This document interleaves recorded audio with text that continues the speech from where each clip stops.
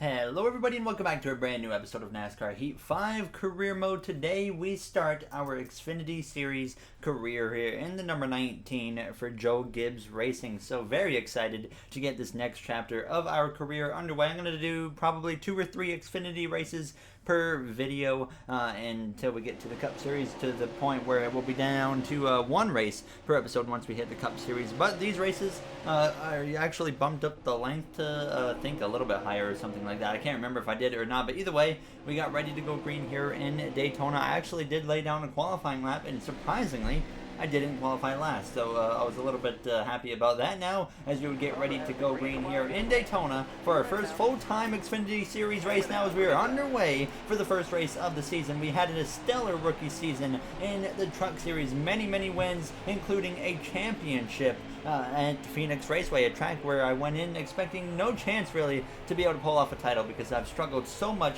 at that track before in the past NASCAR Heat games, and didn't even have a great run there myself in the Truck Series most recently, but we still were able to come out of there with the championship now. So that leads us into our Xfinity Series ride, where obviously we left GMS Racing to switch manufacturers. Joe Gibbs just kind of swept us up, and here we are now in a Toyota for the season, and this could very well pipeline us into a Cup Series ride next season at Joe Gibbs Racing, maybe the 95 car where Christopher Bell currently is. We'll have to wait and see what happens here without the rest of the season. We might have a terrible rookie season here in the Xfinity Series and not be worthy of getting in the Cup Series. So we'll have to wait and see how things shake out now as we were coming through towards the end of lap 1 at this point here in Daytona. So we came through now towards the final lap of stage 1. Only 3 laps here in the first stage as I dive down into turns 3 there behind Matt Mills and Jeremy Clements. Daniel Hemrick on the far outside as we come through turn 3 and out of turn 4, so only could get up to P22 at this point, which means we're not going to be able to get any stage points here as we go down this front straightaway down into the trial. We're coming through to cross the line here, P22 in stage 1 in Daytona for the first race of the season. So a little bit disappointing there, but we definitely worked our way forwards pretty well. As well as another thing I'm looking forward to this season is we now have hot seats for the Cup Series. So I'm not sure when our first Cup hot seat is, maybe around Talladega or something like that. That seems to be how it was in the last game. Actually, I think there was like a Martinsville hot seat as well, if I remember correctly, but Martinsville's a little bit later down the line now in the schedule for the Cup Series, as we were now underway for the start of stage 2 here in Daytona. Only 3 laps once again, so not a whole lot of time to make up ground, especially when you're starting on the outside here on P22. So obviously looking for the opportunity to get down to the bottom lane as quickly as I could as I got into the back of Hemrick, and that hurt my momentum as I came through down into turns 1. So you can see about 2 car lengths between himself and I as we go down through the center of turns 1 and out of turns 2, trying to side draft that 07 car as we went down this back straightaway. But Ray Black Jr. slides up in front of me now as we have draft partners on. Do keep in mind as well as I'm running a part-time Truck Series schedule this season, so you're going to see the occasional truck race here and there throughout this season here in the Xfinity Series. But we got into some 3-wide racing here as we were in the middle of the 3-wide battle here for basically the whole second lap, and even going into that third and final lap of the second stage. And unfortunately, I was stuck here. I couldn't go anywhere, so the inside lane was in great shape, but every lane was almost at like an even pace right here, so I could not do anything. I was just riding in the middle of the 3-wide as I came through turn 3, just hoping that I would get an opportunity to get down to that bottom lane. There's my teammate Harrison Burton was just behind me now, to slide down in front of him to get to the bottom. And this was now on the final lap, I should mention, of the second stage. So we came through to cross the line to only get P27. So not good at all here in stage 2. We lost positions because of being stuck in the middle of the 3-wide. So we got a lot of work to do going into this third and final stage, as Noah Gregson won stage 2 and will lead us off into stage 3 here in Daytona. Now we're ready to go green from P27. As another thing to keep in mind is it's an all-rookie class here this season for Joe Gibbs Racing in the Xfinity Series. Myself replacing Brandon Jones, who, like I said last episode, hasn't performed very well in his car. And then what happens? Well, in real life, he goes and wins a few days later after I say that. But either way, it's myself replacing Brandon Jones, and then we got Harrison Burton and Riley Herbst, who are our 2 rookie teammates here this season. So all rookie class, like I said, for Joe Gibbs Racing, and hopefully we're going to be the one that impresses the most now. As obviously you guys know, I am definitely looking at getting mods into the game and having driver changes in the Cup Series, and myself Harrison Burton, Riley Herbst, we could all very well be racing for a spot at Joe Gibbs Racing in the Cup Series next season. You never know. Now let's go down into turns 3. We came through now on lap 14, going up the inside of Jeremy Clements in the 07 of Ray Black Jr. We got in behind the 22 of Austin Cindric through turns 1, nearly getting into the back of him. Now, as I didn't have a whole lot of draft partners in this race because I still don't have a lot of friends here in the Xfinity Series, but Landon Castle is one of our friends in the 89 car, so he was trying to get up to me there. As you actually see me skipping a lot of music in this one. I was in like a Discover Weekly type deal for the playlist on Spotify, and I was disliking a lot of music, so I was skipping a whole bunch of it. Now I got to stop doing that here when I'm recording these videos now as you come through out of turn 4, passing Matt Mills there for P18. So just being on this inside lane, that was allowing me to move my way through the field to come to just 6 laps ago. I decided to go up the inside of my teammate of Riley Herbst simply because we need to get a move on it at this point. Time is running out now as Michael Annett was leading the way here in Daytona. It was a lot of JRM cars up front. Annett, Gregson in the top 10, Justin Allgaier up there in the mix, as well as I would now get myself into the top 10 with just 5 laps to go here behind the 9 of Noah Gregson as we exit turn 2 or get linked up there on his back bumper now as we went down this back straightaway. We had a partner from behind from the 78 car now, as I wasn't a draft partner with Noah Gregson, as we now would actually get to the inside of him though on the exit of turns 2 on lap 17. Just 4 laps to go at this point now as we are moving our way up the field. Maybe we're going to be in contention to potentially have a chance to win the race, but the caution comes out with 4 laps to go as we were about to pass Noah Gregson. But now we'll be lining up on the inside lane here for an overtime restart for the first race of the season in Daytona. Justin Allgaier there in front of us in P5, as that could be a potential partner on this restart as we get ready to go green here for the overtime in Daytona. As the green flag is back out, overtime is underway. 2 extra laps added on to the end of this race now as Noah Gregson's on my outside, and it's a very poor launch from myself here on the restart as the car did not fire off at all. So all of a sudden we're already in trouble here as we go down towards turns 1, about 2 to 3 car lengths between myself and Justin Allgaier now, as Chad Fincham is going to get down to the inside. Gregson's going to try and go 3 wide up the middle between myself and Tommy Joe Martins. I try to get up the inside of Fincham now as we exit turns 2, but I have no draft from up ahead, and now we're going to drop like a rock. Fincham is gone. The 44 of Tommy Joe is way ahead. Then Gregson is flying down the back straightaway, but we would get back to the outside of Gregson here as we came through out of turns 4, approaching now the final lap in Daytona. So I'm going to get very aggressive, go to the outside of Timmy Hill. Justin Allgaier leads the way at the white flag there. You see Michael Annett, his teammate,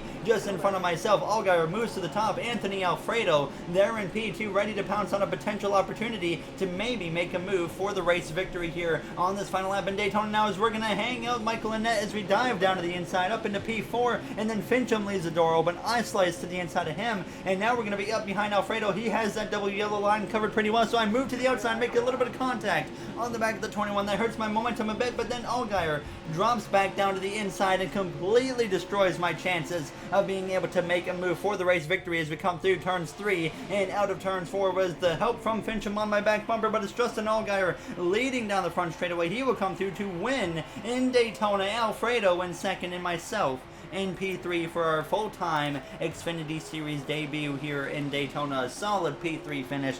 Can't complain, but it looked like for a split second we might have had a chance to fight for the race victory, and then obviously Allgaier dropped back down to the bottom lane, and it just didn't quite work out like I was hoping it would, as we're P8 in the points after Daytona.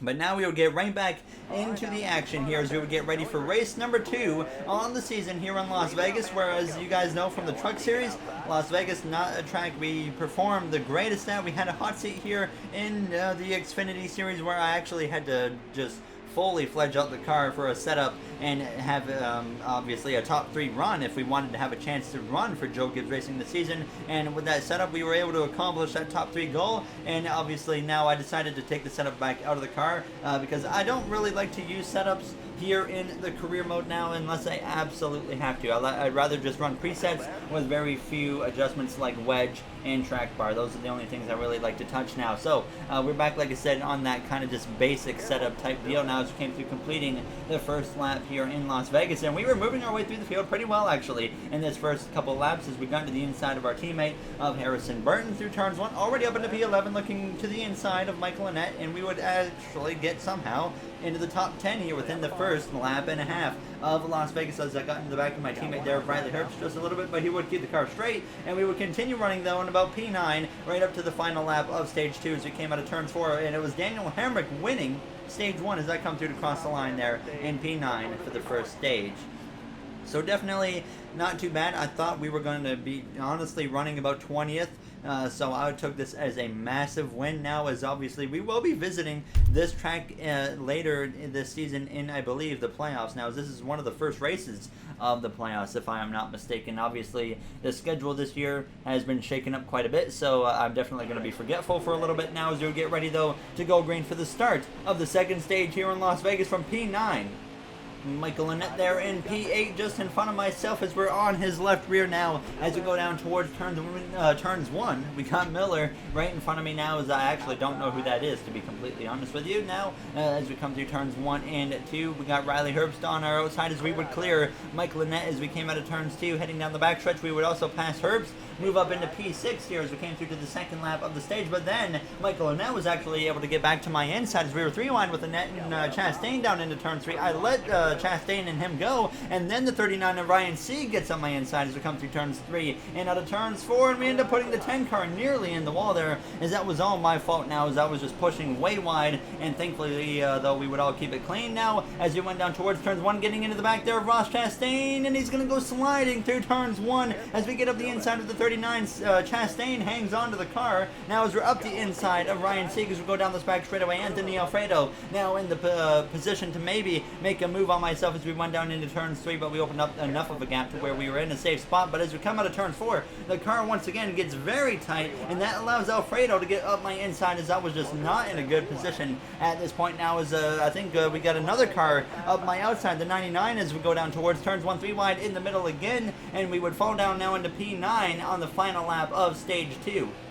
Through turns 3 and now out of turns 4, it was that driver in the 78 named Miller who would actually win stage 2, as we're actually going to be able to edge up the 99 for P8 here in the second stage. So we barely get Balicki now, as it's Vinnie Miller, that's who it is, in P1. Actually, I do know who that is, so surprisingly, I just didn't realize it was Vinnie Miller in the car now as we would get ready to go green though for the third and final stage. And what a surprise it would be if Vinnie Miller could be the winner of this race. That would already be what I consider a surprise winner and a potential playoff position gone for a driver that obviously deserves it more here on points. Now as we are underway for the start of the third and final stage here in Las Vegas from P8. So far, this race has gone way better than I thought it would, and we get very aggressive on the restart, going around the outside of Alfredo and get right up to the back of the 98 of Chase Briscoe as we dive down into this first corner. Noah Gragson up here in the mix along with his teammate of Daniel Hemrick, and Michael Annett's up there as well. Justin Allgaier, who won the last race at Daytona, really not anywhere to be found though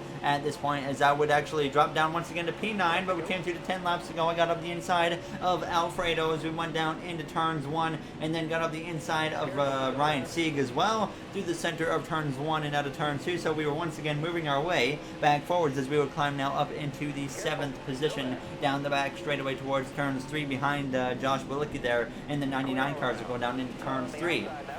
So once again, things were looking pretty good as we came through now on lap 24, just 5 laps ago, and then we would run down Balicki, and we would be able to make a pass on him. There's a bit of a voice crack, but then I would actually lose that spot back to Balicki with 2 to go, but the caution would actually come out once again, and this would force another overtime restart. 2 races in a row, the first 2 races of the season, will be decided in overtime.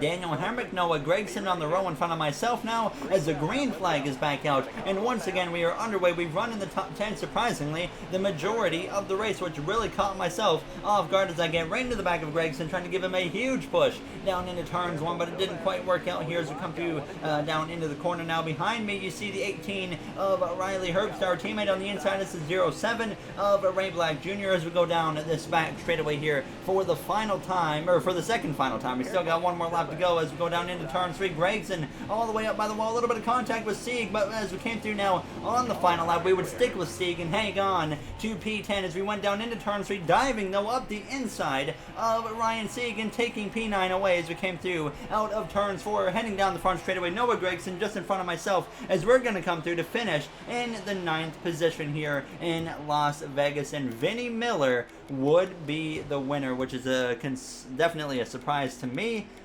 Did not expect to see Vinnie Miller go to victory lane in this episode, to say the least, but he is now locked into the playoffs there as we have started the season off with 2 top 10s in a row, so definitely can't complain about that. I forgot though to show the points at the end of this episode, so that will do it for this one. As always, if you guys enjoyed, you do know what to do. So in the next one, we will actually go to Auto Club, so I'm excited definitely to see how we do at Auto Club, a track that I really enjoy. We can maybe make that second lane work a little bit, so we'll see how it goes. So thank you all for watching. I'll see you guys in the next one. Have a great day, everybody.